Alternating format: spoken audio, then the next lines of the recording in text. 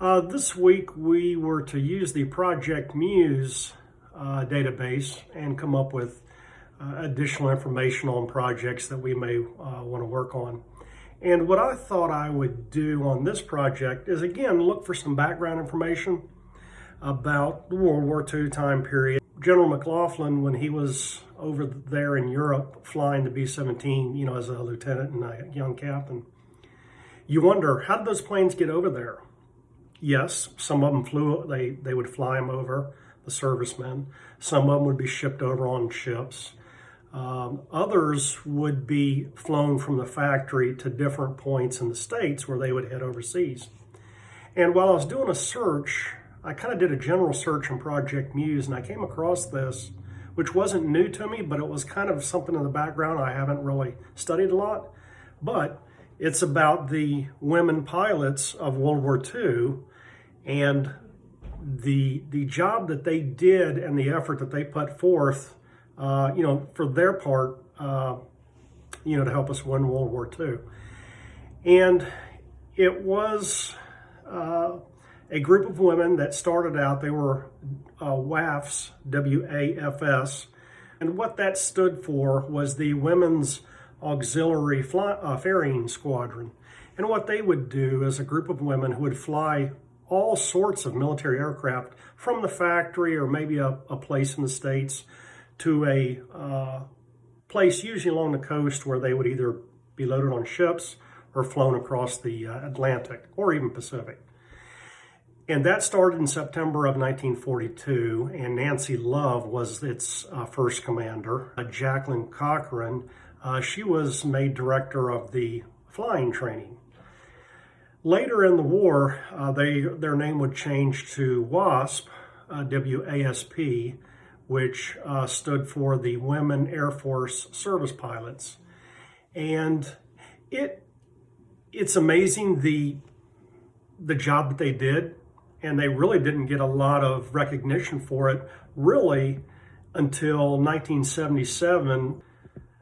The first source that I had was a book, and it was called A Wasp Among Eels, a Woman Military Test Pilot in World War II, and it was written by Anne B. Carl.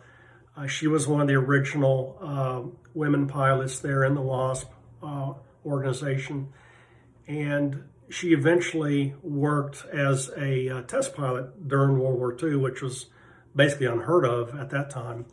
And so that book has a lot of interesting information. Actually, it's so good I went ahead and bought a copy. I'm just waiting for that to get here now. Another article I found was called WASP of Ferry Command, and that was written by Sarah Rickman. And what it is, it talks about, that's actually a book, WASP of the Ferry Command.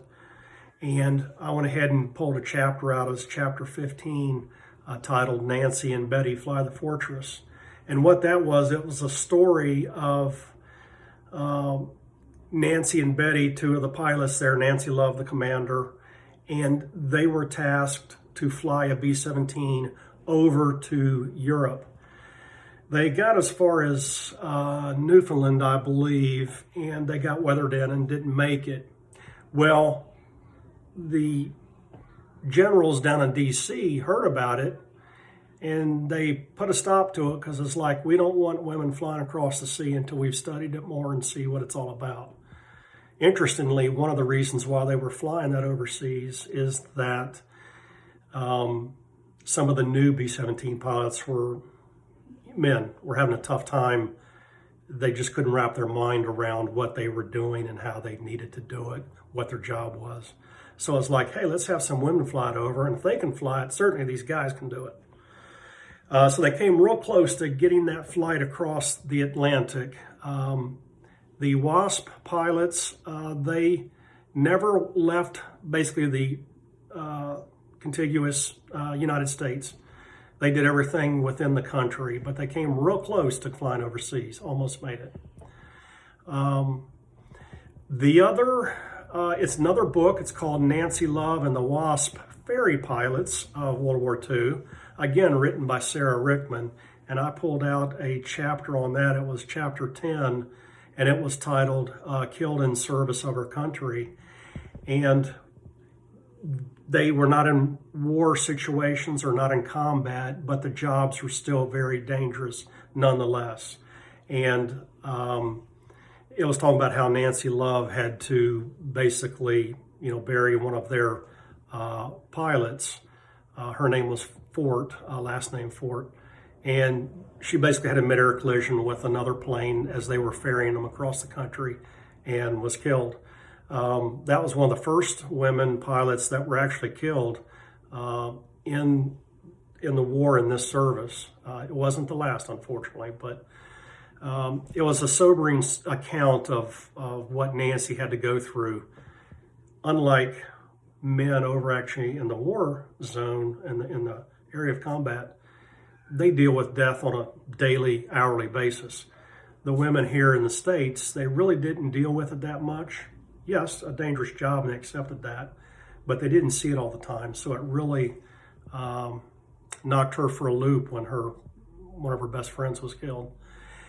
Hey, these are how some of the airplanes made it to Europe. These WAFs, these WASPs had a hand in that. I thought it's very interesting.